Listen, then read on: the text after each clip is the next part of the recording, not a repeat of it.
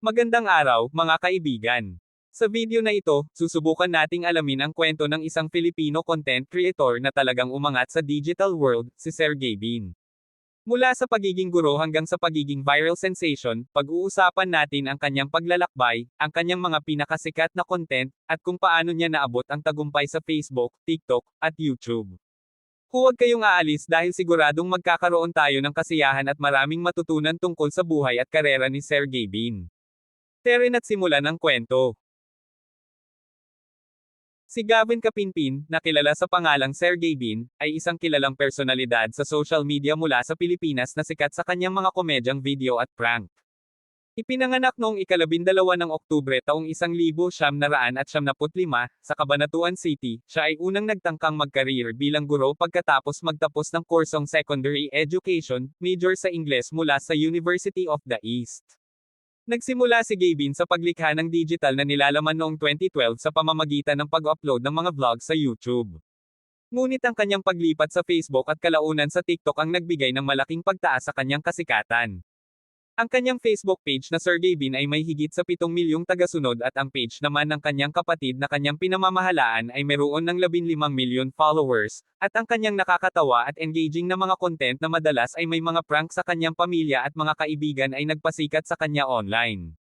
Bukod sa kanyang online na presensya, si Gavin ay kasalukuyang Chief Marketing Officer ng Creativity Management Inc., isang kumpanya na nakikipagtulungan sa mga sikat na content creator at nagbibigay ng serbisyo sa social media management at marketing. Ang kanyang matagumpay na karera sa social media ay nagbigay sa kanya ng maraming parangal, kabilang ang Most Popular Facebook Star of the Year sa 2023 Social Media Awards at Best Prankster of the Year sa 2024 Pinoy Online Awards. Si Gavin ay nasa isang long-term na relasyon kay Elma Abesamis Asagra, at magkasama sila mula pa noong 2019. Ang kanyang nakakatuwa at tunay na paraan ng paglikha ng nilalaman, kasama ang kanyang konsistensya at pagkamalikhain, ay patuloy na nagdadala sa kanya ng maraming tagahanga, na ginagawa siyang isa sa mga pinakamaimpluwensyang digital na personalidad sa Pilipinas sa kasalukuyan.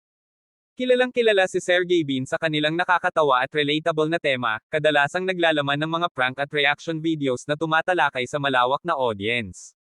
Una siyang nakilala sa Vine at pagkatapos ay lumipat sa ibang mga platform, kung saan mabilis na lumago ang kanyang following.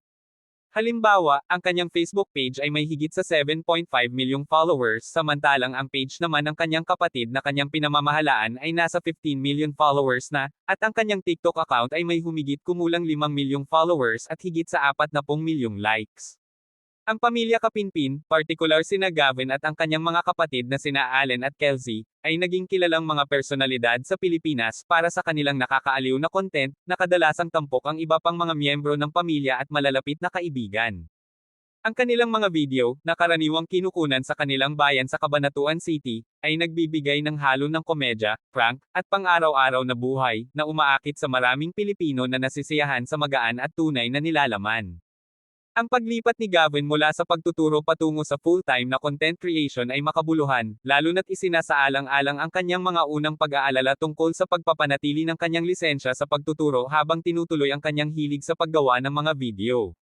Sa kabila ng mga pagsubok na ito, ang kanyang consistent at tunay na pamamaraan sa paggawa ng content ay nagbunga, na humahantong sa kanyang mga paglitaw sa telebisyon at sa mga malalaking pampublikong kaganapan.